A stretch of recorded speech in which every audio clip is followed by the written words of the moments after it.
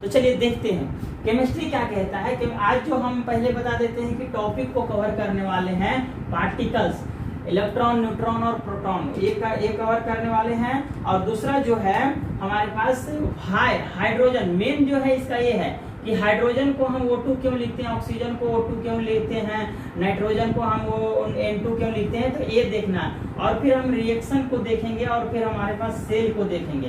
तो चलिए पहला स्टार्ट करते हैं कि हमारे पास जो ये पार्टिकल्स है, तीन प्रकार के पार्टिकल्स, ये पार्टिकल्स आया कहाँ से। तो हम ऐसा समझ लेते हैं कि अगर हमारे पास ये डस्टर है, ठीक है, या any type of particle items है, या ईट है, पत्थर है, जो भी है।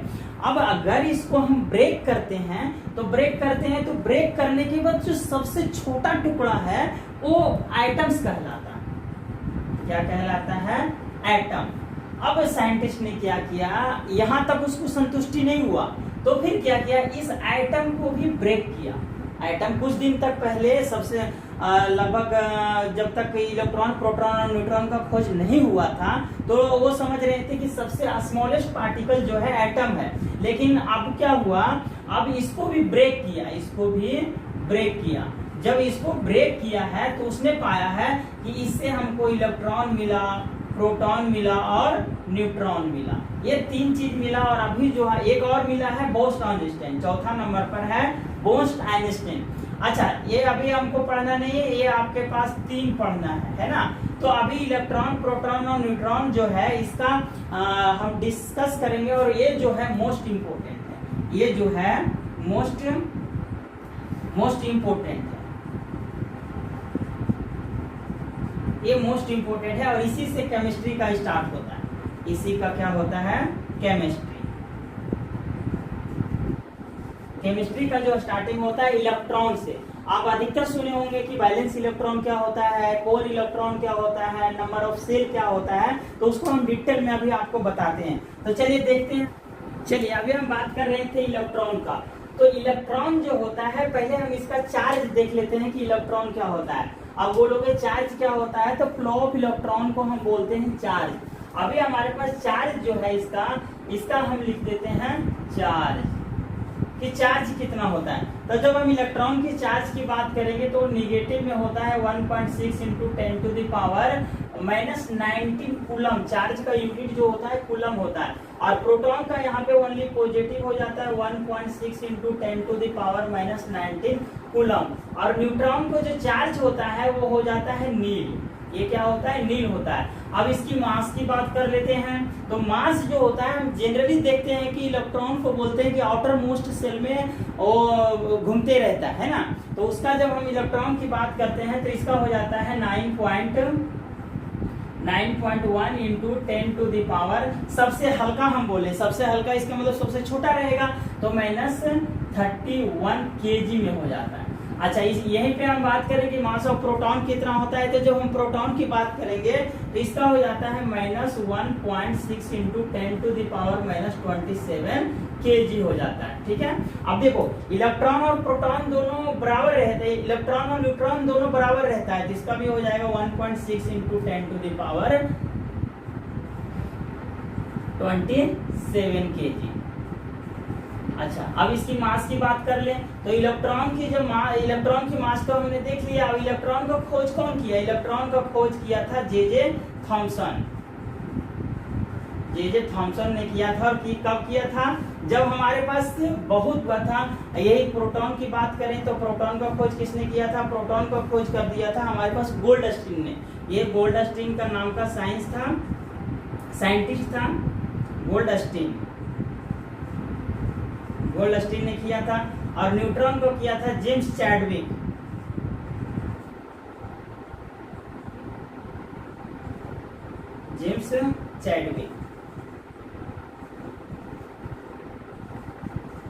नाम देख लीजिएगा, उसका स्पेलिंग में इधर उधर हो सकता है क्योंकि उसका पार्टिकुलर नाम है।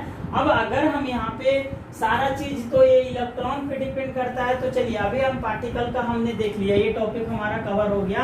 अब हम चलते हैं अगला टॉपिक कि why right H2 and O2।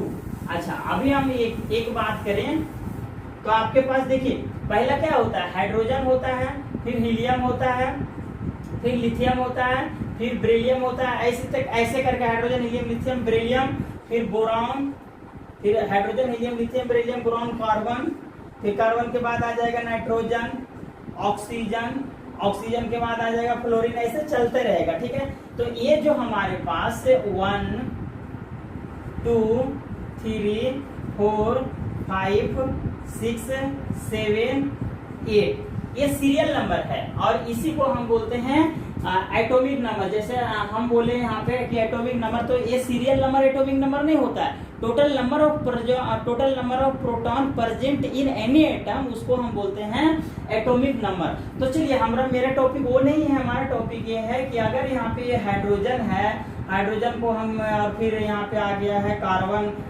Hydrogen हो गया, फिर नाइट्रोजन हो गया, ऑक्सीजन हो गया, इसको हम H2 के फॉर्म में क्यों लिखते हैं? H2 के फॉर्म में हम क्यों लिखते हैं? तो चलिए, अभी हम एक बात बोले कि अगर कोई भी आदमी या इंसान है तो क्या करता है? अगर स्टडी करता है तो नौकरी के लिए करता है, वो यानी कि अपनी इच्छा को पूरा करने के लिए करता है, जस्ट लाइक गेटिंग गोल। ओके, तो यहाँ पे हाइड्रोजन और नाइट्रोजन और ऑक्सीजन या एनी टाइप ऑफ डायटोमिक, जिसको बोलते हैं डायटोमिक, हमारे पास इलेक्ट्रॉन है तो डायटोमिक में जितना है वो इसी के इर्द गिर्द में रहता है। तो चलिए, अभी हाइड्रोजन के पास है, तो हमने बोला था कि अगर केमिस्ट्री की बात करें तो यहाँ पे इलेक्ट्रॉन और ऑक्टेट यानी ऑक्टेट पूरा करने के लिए, अष्टक पूरा करने के लिए क्या करता है? एक दूसरे से गेन और लूज करता है, शेयरिंग करता है। तो अगर हमारे पास हाइड्रोजन है तो हाइड्रोजन का तो एटॉमिक नंबर 1 है, लेकिन ये क्या आना चाहेगा? 2 और 8 में आना चाहेगा।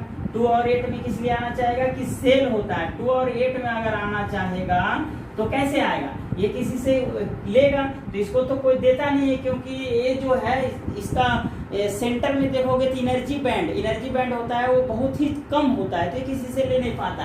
तो ये क्या करता है? यहाँ पे 2 हाइड्रोजन मिलता है और हाइड्रोजन का कितना है? 1, और एक हाइड्रोजन और आता है, यानी कि अब मोलकुल्स बन गया। जब 2 हाइड्रोजन को हम मिलाते हैं तो मोलकुल्स। अब क्या करता है? ये कहता है कि तुम और थोड़ा सा करीब आ जाओ, नियर टू मी। ये आने के बाद ये हाइड्रोजन इससे लेता है एक, और यहाँ पे देखिए 2 हो गया। ये क्या हो गया? H2, क्योंकि एक इलेक्ट्रॉन इसका और एक इलेक्ट्रॉन इसका दोनों मिलकर हो गया। फिर जब इसको जरूरत पड़ता है तो ये इससे ले लेता है, और ये भी कितना हो गया? H2। इस टाइप से करता है। अच्छा, नाइट्रोजन की बात करेंगे तो नाइट्रोजन का कितना हो जाएगा? 2 और 7 होता है तो 5 बचा। तो अभी ये भी इसी तरह से करता है। जब हमारे पास नाइट्रोजन का आपको एटॉमिक स्ट्रक्चर फार्मूला जब बनाएंगे तो ऐसा ही होगा। देखिए चलते कैसे होता है। देखिए, अगर हम नाइट्रोजन की बात करें, नाइट्रोजन का क्या हो जाता है? 2 और 5। तो हम यहाँ पे नाइट्रोजन के आउटर मोस्ट शेल में कितना इलेक्ट्रॉन है? अच्छा, इलेक्ट्रॉन समझते हैं, इसको हम बोलते हैं कोर इलेक्ट्रॉन। जैसे हम सोडियम ले लेते हैं, सोडियम क्या होता है? 2 8 और 1। तो ये जो आउटर मोस्ट शेल होता है उसको वैलेंस इलेक्ट्रॉन बोलते हैं, इसको बोलते हैं वैलेंस इलेक्ट्रॉन। और ये जो अंदर वाला सेल है, ये 2 और 8, इसको बोलते हैं कोर इलेक्ट्रॉन। ये दोनों। तो हमारा पास जो केमिस्ट्री डिपेंडेंट है वो वैलेंस इलेक्ट्रॉन पे डिपेंडेंट है। तो देखिए, अभी हम नाइट्रोजन की बात कर रहे थे, तो नाइट्रोजन जो है हमारे पास, नाइट्रोजन का वैलेंस इलेक्ट्रॉन कितना है? वैलेंस इलेक्ट्रॉन 5 है। अगर हम 5 की, यानी कि हमारे पास नाइट्रोजन है और 1 2 3 4 और 5 लिए, तो अभी हमारे पास तो इसका ऑक्टेट पूरा हुआ नहीं, यानी कि ये 2 या 8, यानी कि 2 या 8 कहने का मतलब है कि वो नोवेल गैस की ओर चलता है। जितना भी हमारे पास पीरियडिक टेबल में नोवेल गैस है, 6 हीलियम हो गया है, नियॉन हो गया है, आर्गन हो गया, क्रिप्टन हो गया, जेनान हो गया, रेडॉन हो गया। तो ये जो हमारे पास ये नोवेल गैस है, ये क्या होता है? ऑक्टेट पूरा कर लेता है, ऑक्टेट अपना पूरा कर लेता है, यानी कि valence electron outermost shell में इसका 8 इलेक्ट्रॉन रहेगा। जब 8 इलेक्ट्रॉन रहेगा, एक्सेप्शन ऑफ हीलियम, हीलियम का 2 रहता है। तो अभी हम बोले थे कि 2 और 8 बनेगा, तो 2 और 8 बनेगा तो क्या हो जाएगा? अभी अगर हम यहाँ पे नाइट्रोजन की बात करें तो एक और नाइट्रोजन ले लेते हैं, इसका भी आउटर में 5 इलेक्ट्रॉन रहेगा।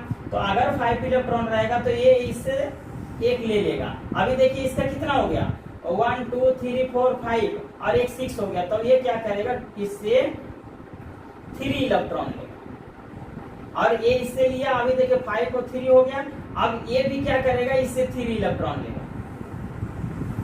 यानी कि देखिए दोनों का क्या हो गया, 8 ऑक्टेट पूरा हो गया। तो यहाँ पे हम इस फॉर्म में लिख सकते हैं N2। ठीक है, जब हमारे पास, अब देखिए ऑक्सीजन का भी वही कहानी हो जाएगा। ऑक्सीजन का 1 2 3 4 5, ऑक्सीजन एक और ले लेते हैं, 1 2 3 4 5 6, इसका भी 6 रहता है। तो ये इससे 2 लेगा और ये इससे 2 लेगा।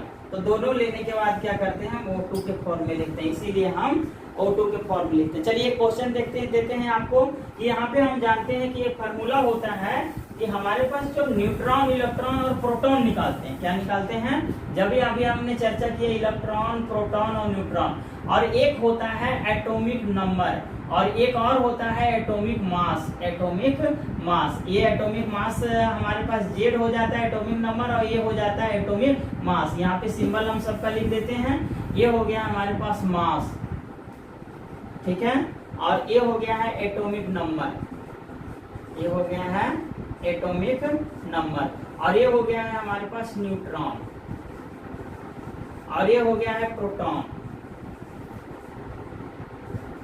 और ये हो गया है इलेक्ट्रॉन।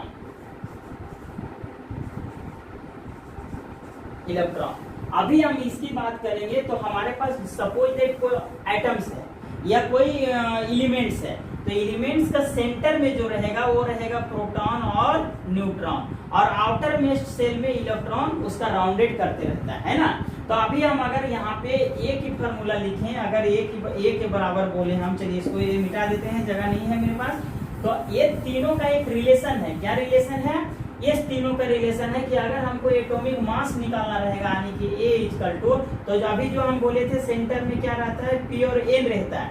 अब सेंटर में P और N रहता है तो हम इसको बोलते हैं number of proton plus neutron, ये आपका एटॉमिक मास निकालने का फॉर्मूला हो गया। और यहाँ पे number of proton equal to number of electron होता है, ये होता है। तो अब हम ये क्वेश्चन पूछ रहे हैं आपसे, और इसका इस वीडियो के लास्ट में इसका जवाब भी देंगे कि हाइड्रोजन जो होता है, हाइड्रोजन का तो एटॉमिक नंबर 1 होता है, और इसका न्यूट्रॉन कितना होता है, न्यूट्रॉन तो इसमें होना चाहिए ना, क्यों, क्योंकि अगर एटॉमिक मास इसका 1 होता है तो A इक्वल टू इसका हो जाएगा P प्लस N, तो N तो इसका 0 हो ही नहीं सकता है। तो आप देखते हैं कि इसका क्या होता है, हम वीडियो के लास्ट में बताएंगे कि क्या होता है। जैसे हम सारे एलिमेंट की बात करें तो इसका है।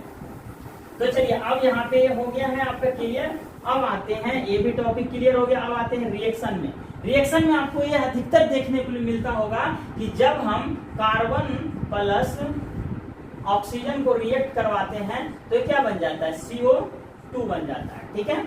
अगर हम यहाँ पे सोडियम और क्लोरीन को रिएक्ट कराते हैं तो यहाँ पे ये क्या बनना चाहिए हमारे अनुसार, देखिए सोडियम और क्लोरीन को करवा रहे हैं तो यहाँ तो NaCl बनना चाहिए, ठीक है। हाँ सही है, ये सही है भी। अब अगर Mg प्लस Cl, तो यहाँ पे MgCl क्यों हो जाता है, MgCl2 क्यों होता है, ये भी क्वेश्चन है कि अगर यहाँ पे आप तो एक एलिमेंट ले रहे हैं, सही बात है, यहाँ भी एक एलिमेंट ले रहे हैं, तो यहाँ से यहाँ पे कैल्शियम को सीधा लिखे हैं और सोडियम को सीधा लिखे हैं, लेकिन यहाँ पे आप क्लोरीन को Cl2 क्यों लिख दिए, है ना। यही अंडरस्टैंडिंग नहीं होता हमारा केमिस्ट्री में, जो आज हम क्लियर करेंगे। देखिए होता ये है कि अगर हम किसी एलिमेंट को रिएक्शन करवाते हैं, किसी एलिमेंट को हम रिएक्शन करवाते हैं, तो किसी एलिमेंट को अगर हम रिएक्शन करवाएंगे तो सपोज दैट हम हाइड्रोजन और क्लोरीन को रिएक्ट करवा दें, तो ये बन गया है डायरेक्ट सीधे HCl। अब आती है बैलेंस इलेक्ट्रॉन की बात कि हाइड्रोजन का जो बैलेंस इलेक्ट्रॉन होगा वो 1 होगा, क्योंकि उसमें तो एक ही सेल है, और क्लोरीन का जो होगा 287 होगा। अगर ये हाइड्रोजन इसको 1 दे दिया तो देखिए इसके पास ऑक्टेट पूरा हो जाएगा, 2 8 और 8 हो जाएगा, क्यों, क्योंकि 7 प्लस 1, ये 1 हाइड्रोजन से लिया तो इसका ऑक्टेट पूरा हो गया। तो जिसका ऑक्टेट पूरा हो गया है वो क्या करता है, ये पूरा स्टैक अपना लिख देता है। और अगर मान लीजिए सपोज दैट यहाँ पे हम किसकी बात कर रहे थे? Mg plus Cl। तो अगर यहाँ पे Mg प्लस Cl बात करेंगे तो Mg और Cl 2 लिखाता है ना।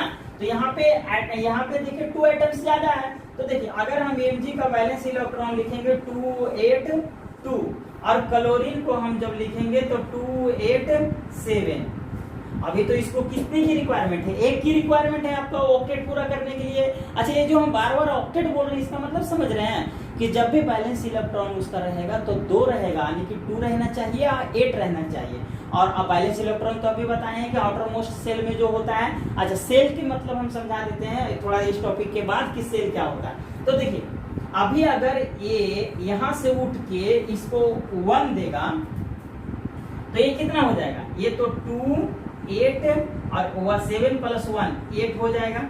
तो इसका ऑक्टेट तो पूरा हो गया, लेकिन जो दे रहा है उसका ऑक्टेट अभी नहीं पूरा हुआ। ये तो 1 के फॉर्म में है ना। तो ये कहता है कि अगर हम आपको 1 दे रहे हैं तो आपको एक और लेना पड़ेगा। ऐसे नहीं कि आप 1 ले लिए अपना सेल्फ ही बन गया, ऐसे नहीं केमिस्ट्री चलता है। क्या कहता है कि अगर हम 1 दिए हैं तो आपको एक और लेना पड़ेगा। तब फिर क्या करता है क्लोरीन? एक बार में नहीं दूसरा बार में लेता है। और लेता है कैसे? तो चलिए एक देखते हैं हम कैसे लेता है। यहाँ पे हमने Mg प्लस Cl लिए, यहाँ पे क्या बचा? Mg और Cl2 हो गया। तो जब हम क्लोरीन Mg का आउटर मोस्ट शेल में 2 इलेक्ट्रॉन रहता है और ये किससे रिएक्ट कर रहा है? क्लोरीन से। तो छोड़ो, क्लोरीन को हम ऊपर लिख देते हैं Cl। तो क्लोरीन का आउटर मोस्ट शेल में कितना है? 7 इलेक्ट्रॉन है। और फिर अगर हम 1 इलेक्ट्रॉन ले लिए हैं तो अभी इसका स्ट्रक्चर पूरा हो गया। तो क्लोरीन को क्या करना पड़ता है ना, मैग्नीशियम थोड़ा जिद्दी है, एक देता नहीं, बोलता है हम देंगे तो दोनों देंगे और नहीं तो नहीं देंगे। तो क्या करता है? ठीक है भाई, क्लोरीन कहता है एक बार हमको 1 दे दो और दूसरा टर्म में हम 1 और ले लेंगे। तो फिर क्या करता है? क्लोरीन को 2 बार लेना पड़ता है। तो यहाँ पे फिर क्लोरीन 1 बार और लेता है। तो यहाँ पे हो जाता है Cl2। ठीक है। अब अगर थोड़ा इसको स्ट्रक्चर से समझेंगे तो Mg का कितना होता है? Mg का हो जाता है और Cl का। ठीक है। तो Cl का जब देखोगे बैलेंस इलेक्ट्रॉन में जिसकी रिक्वायरमेंट 1 रहता है। कितना रहता है? 1 रिक्वायरमेंट रहता है, यानी कि 7 उसका आउटर मोस्ट शेल में है और 1 इसके पास 2 ज्यादा रहता है। तो होता क्या है? क्रॉस मल्टीप्लाई कर देता है। आपका क्लास 9th में भी समझाया गया कि अब यहाँ पे जो देता है उसमें कुछ नहीं लगता, लेकिन जो लेता है उसमें इलेक्ट्रॉन का नेगेटिव होता है। तो यहाँ पे देखिए कौन लिया है? क्लोरीन लिया है। तो यहाँ पे आ गया है Mg और Cl2। इस तरह से बनता है। चलिए 1-2 और एग्जांपल हम आपको लेके बताते हैं।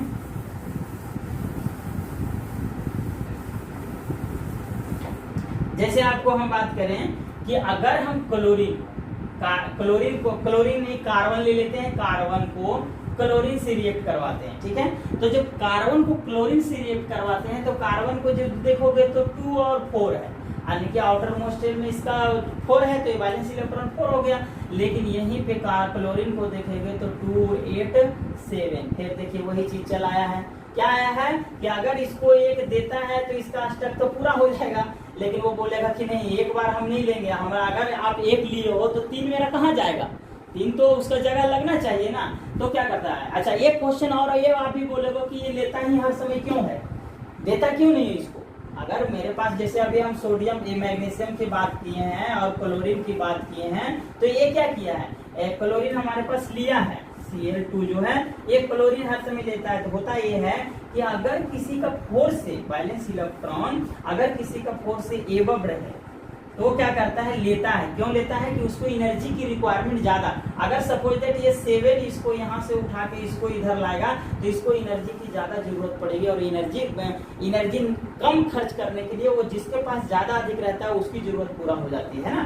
तो चलिए ये एक रीजन है कि वो लेता ही क्यों। अगला देखते हैं कि देखिए अगर हम क्लोरीन की बात करें तो इसके आउटर मोस्ट शेल में तो 7 है, तो इसको 4 बार देना पड़ेगा। तो इसलिए इसका फॉर्मूला क्या हो जाएगा?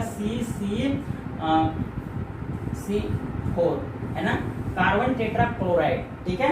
अब देखिए यहाँ पे आप देखिएगा तो कार्बन को 4 बार कैसे दिया है? तब देखिए सीधे सी बात करेंगे कार्बन और क्लोरीन की। तो इसको कितने की रिक्वायरमेंट है 1, और इसकी कितने को देना है या लेना है 4 लेना है, तो एक क्रॉस मल्टीप्लाई हो जाएगा, जिसके साथ लेगा उसमें क्लोरीन चला जाएगा, तो फाइनली हो जाता है CCl4 और ये फार्मूला होता है। चलिए अब अगला टॉपिक देखते हैं हम। अगला टॉपिक है सेल।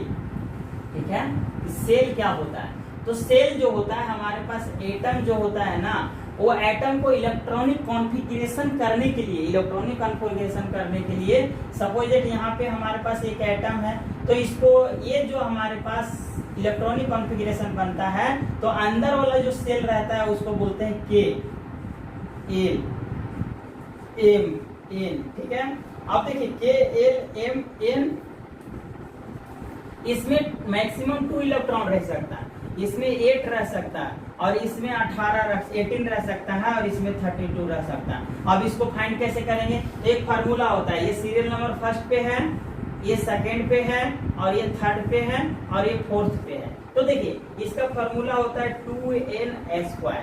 जब हम यहाँ पे वेयर ऊपर में लिख देते हैं वेयर, अगर हम n के जगह 1 लिखेंगे, n को जगह 2 लिखेंगे, सीरियल वाइज से देखिए 1 नंबर पे है, 2 नंबर पे है, 3 नंबर पे, n = 3 लिखेंगे, n = 4 लिखेंगे। ओके, तो जब हम n के जगह पे पुट करते हैं n2 n², तो इस n के जगह जब हम 1 पुट करेंगे तो 1 का स्क्वायर 2, और यहाँ पे हो जाएगा 2। जब हम 2 पुट करेंगे तो 2 का स्क्वायर, अब 2 × 2 का स्क्वायर कीजिएगा, 2 × 4 × 2, तो कितना हो जाएगा 8, तो इसीलिए हम लिखे हैं 8। ठीक है, अगर हम थर्ड पुट करेंगे तो 2 × 3 का स्क्वायर, यानी कि 3 3 9 × 2, तो 9 2 जा 18, तो यहाँ पे थर्ड में आ गया 18। अगर हम 4 पुट करेंगे तो इसी तरह से निकल जाएगा, और आपका ये टॉपिक हुआ है कंप्लीट। आशा करता हूँ कि आपको समझ में आ गया होगा। अब चलिए अब अगला देखते हैं।